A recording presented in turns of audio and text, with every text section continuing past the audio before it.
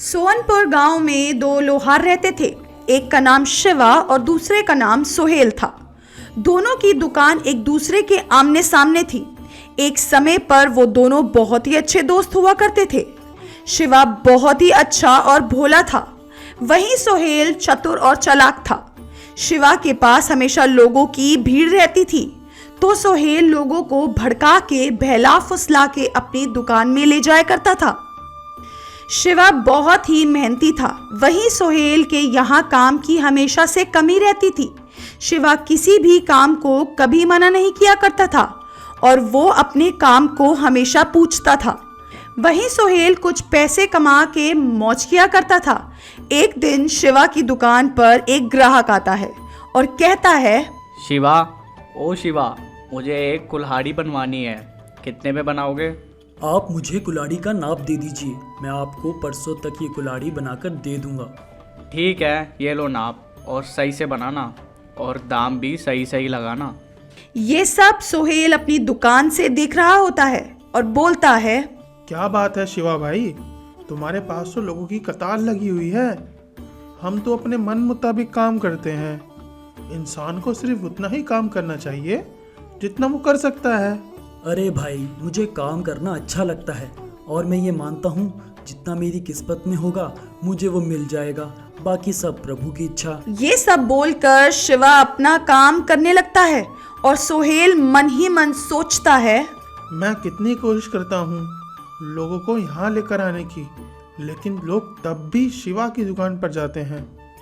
ऐसे तो मुझे मेरी दुकान पर ताला लगाना पड़ जाएगा। वैसे भी एक महीने से मेरे पास कोई काम ही नहीं है, और वो देखो शिवा की दुकान पर कितनी लंबी कतार लगी रहती है, पता नहीं जाने क्या है। सोहेल शाम होते ही अपने घर चला जाता है। वहीं शिवा अपना काम करता रहता है। काम करते करते शिवा बोलता है कि हे भगवान, मैं कब से काम किए जा रहा हूँ, मगर काम है जो ख़त्म ही नहीं हो रहा। ऐसे तो मैं दिन रात काम ही करता रहूँगा और ख़त्म नहीं होगा। काश मेरे 2 नहीं बल्कि 10 हाथ होते तो शायद मैं जल्दी काम कर पाता। खैर, अब इन्हीं दोनों हाथों से काम करता रहता हूँ। शिवा काम करते करते बहुत थक जाता है और बोलता है कि भगवान, मैं ऐसे ही काम करता रहा तो 2 वक्त का खाना भी नहीं खा पाऊँगा। काम इतना सारा और मैं अकेला इंसान, आखिर कब तक काम करता रहूँ? मुझे तो बहुत भूख भी लग रही है। भगवान, कोई मदद करो। जैसे ही शिवा सच्चे मन से मदद के लिए भगवान को पुकारता है, वैसे ही इच्छा देवी प्रकट हो जाती है और बोलती है, शिवा, तुम्हारी ईमानदारी और काम के प्रति प्यार देखकर मैं प्रसन्न हुई हूँ। बोलो, क्या समस्या है? इच्छा देवी, मेरा प्रणाम स्वीकार करो। मैं बहुत परेशान हूँ। मुझे काम करना बहुत पसंद है, मगर किसी की मदद ना मिलने पर मैं लोगों का सामान समय पर नहीं दे पाता हूँ, जिसकी वजह से मुझे बहुत दुख होता है। शिवा, तुम्हारी ईमानदारी ही तुम्हारी सफलता का राज है, और इसी को देखते हुए मैं तुम्हें ये हथौड़ी दे रही हूँ। तुम्हें इससे जिस भी चीज पर रखोगे और बोलोगे, वो चीज खुद ब खुद बन के तैयार हो जाएगी। इससे तुम्हारा काम भी आसान हो जाएगा और तुम्हारी मदद भी हो जाएगी। मगर ध्यान रहे, ये बात किसी को पता नहीं चलनी चाहिए, वरना इसकी शक्तियाँ खत्म हो जाएंगी और तुम अच्छे से इसका उपयोग नहीं कर पाओगे। इसका इस्तेमाल बहुत ही सोच समझ के करना। बहुत बहुत धन्यवाद इच्छा देवी। मैं अपना सारा काम अच्छे से करूँगा और इसकी मदद से मैं अपने लिए वक्त भी निकाल पाऊँगा। बहुत बहुत शुक्रिया देवी। इच्छा देवी शिवा को एक रुई की हथौड़ी देती है। उस रात को शिवा अपने घर जाके आराम से सो जाता है और अगले दिन सुबह अपनी दुकान पर आता है और इच्छा देवी की दी हुई रुई की हथौड़ी का इस्तेमाल करता है। जैसे ही शिवा को रुई की हथौड़ी लोहे पर रखता है और बोलता है, मैं चाहता हूँ कि ये लोहा एक कुल्हाड़ी बन जाए। देखते ही देखते लोहे का एक टुकड़ा कुल्हाड़ी में बन जाता है। शिवा इसे देखकर बहुत खुश होता है और बोलता है, अब मैं इस रुई की हथौड़ी से सारे काम जल्दी जल्दी कर लूंगा और फिर उसके बाद मंदिर जाऊंगा। शिवा अपना सारा काम बहुत जल्दी जल्दी खत्म करने लगता है और जैसे ही वो मंदिर के लिए जाने लगता है वैसे ही एक ग्राहक उसकी दुकान पर आ जाता है और बोलता है, भैया ये शिवा की दुकान कौन सी है? मैंने सुना है शिवा का काम बहुत ही अच्छा है, वो बहुत ही बेहतरीन और मजबूत पकड़ बनाते हैं। मैं ही शिवा हूँ भाई, बताइए क्या बनवाना है आपको? जी भाई, मुझे एक पकड़ बनवानी है और मेरा एक साथी भी है, उसको एक बाल्टी बनवानी है। आप बताइए कि ये सब आप हमें कब तक दे देंगे? हम दूसरे गांव से आए हैं, बाज़ार के व्यापारी हैं, रोज़ रोज़ तो यहाँ नहीं आ पाएंगे, लेकिन आप हमें सही दिन बता दें तो उसके अनुसार ही हम दोबारा यहाँ आएंगे। आप ये पकड़ और बाल्टी शाम को ले जाएं, मैं इसे तैयार रखूँगा। कल शाम या परसों शाम? नहीं नहीं भाई, आज शाम तक ही आपके पकड़ और बाल्टी तैयार हो जाएगी। आप अपने बाज़ार का व्यापार करके आएँ और इसे शाम तक तैयार कर दूँगा। ठीक है भाई, हम शाम को आते हैं। सोहेल ये सारी बातें अपनी दुकान से देख रहा होता है और जब ग्राहक वहां से जा रहा होता है तो वो ग्राहक के पास जाके कहता है कि अरे भाई साहब, आपने शिवा की दुकान पर जो सामान दिया है मैं उसे आपको सस्ते दाम में बना के देता हूँ। नहीं नहीं भाई, बात पैसे की नहीं है। शिवा हमारा सामान हमें शाम तक दे देगा और हमने शिवा की कारीगरी की बहुत तारीफ सुनी है। हाँ हाँ भाई, शिवा की कारीगरी बहुत ही उम्दा है, बात पैसों की नहीं है।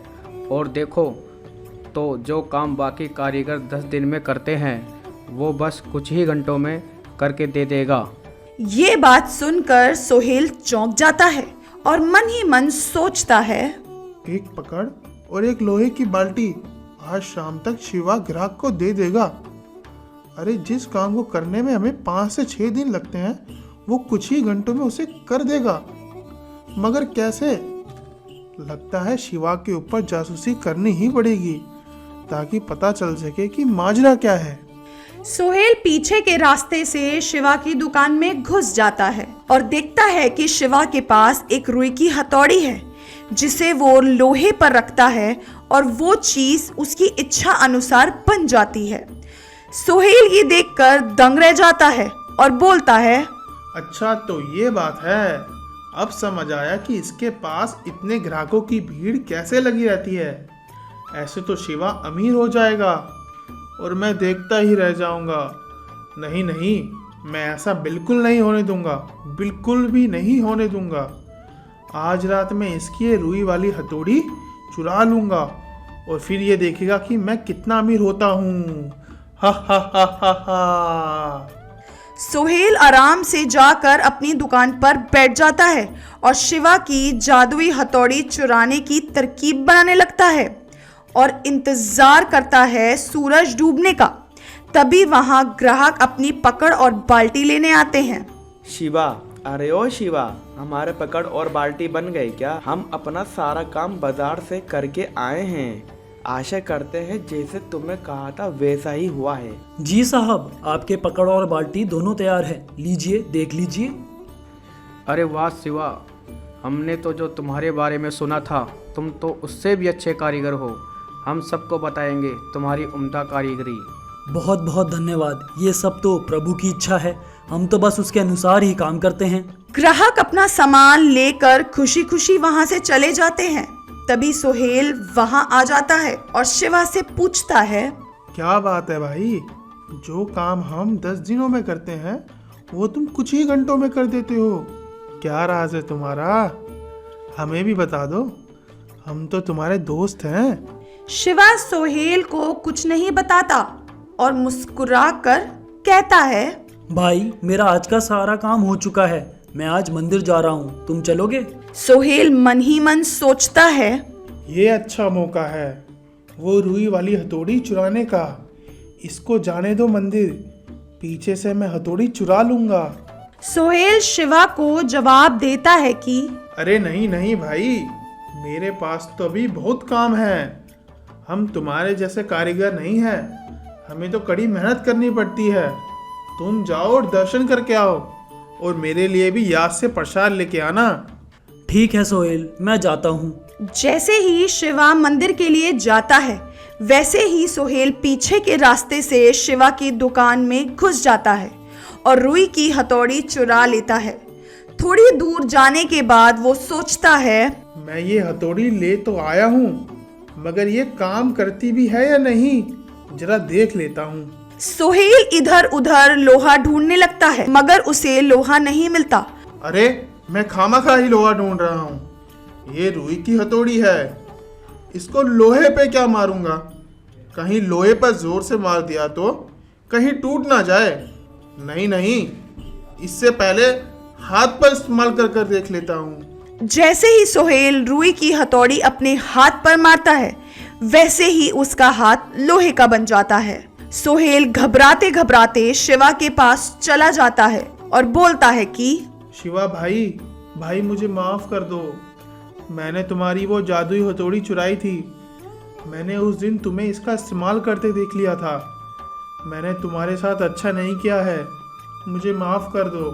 मैंने तुम्हें हमेशा अपना अच्छा दोस्त समझा, मगर तुम कभी नहीं सुधरोगे। अब रहो ऐसे, चोरी करने का अंजाम भुगतो। सोहेल अपने किए पे बहुत शर्मिंदा होता है और रोते रोते कहता है कि मुझे माफ करना शिवा, मैं तुम्हें कभी समझ नहीं पाया। मैं हमेशा तुमसे जलता था।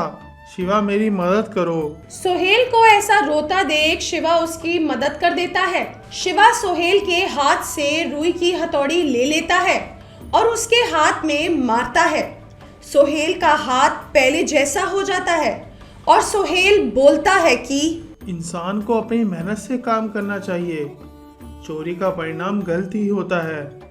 मेहनत से किया काम का हर फल अच्छा होता है।